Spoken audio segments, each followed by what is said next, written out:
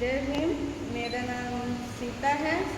मैं DSK में computer सीखने आई थी, पर यहाँ मुझे लगा कि ओनली कंप्यूटर ही सिखाएंगे, लेकिन यहाँ संविधान के बारे में भी समझाते हैं। मैं तो 12 तक पढ़ी हूँ, पर आज तक मुझे किसी ने नहीं बताया था स्कूल में संविधान के बारे में।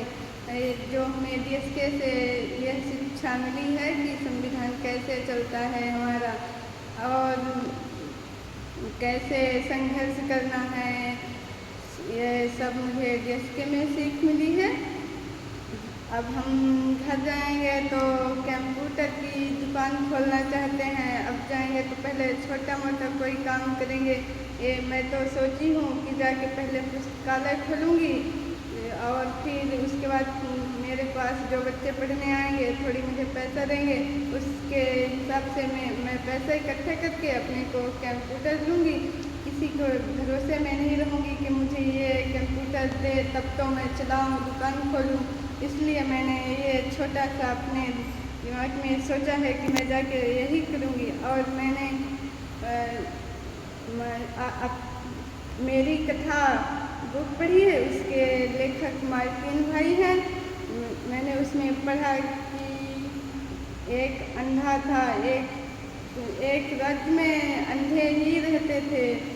तो एक हाथी आई, तो उस राज्य में पूरे अंधे थे, पर किसी ने हाथी को नहीं देखा। तो वहाँ के राजा ने बोला कि दो बहुत अच्छे वैज्ञानिक माने जाते थे, उनको बोला जाओ हाथी को पता लगाओ कैसी होती है।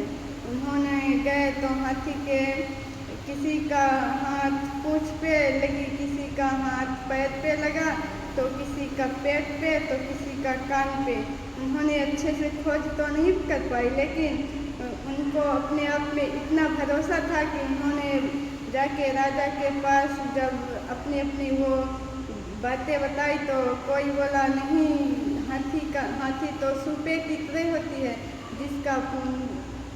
जिसका हाथ पैर पे पड़ा तो वो बोला कि नहीं, हाथी तो एक छोटी रस्सी की तरह होती है।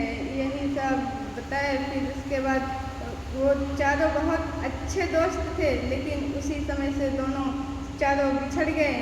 फिर उन्होंने सोचा कि मैं ही सच्चा हूँ, इसीलिए उन्होंने अपना अच्छे से अपनी बातों में ध्यान देते हुए सब बिछड़ गए, लेकिन उनमें इतनी ताकत थी कि अपनी बातों को रख सके। इसीलिए मैंने इस बात को पढ़ा तो मैंने सोचा कि अपने आप पे ही भरोसा करना चाहिए, चाहे वो कितना ही सगा हो अपना, पर उस पर भरोसा नहीं करना चाहिए।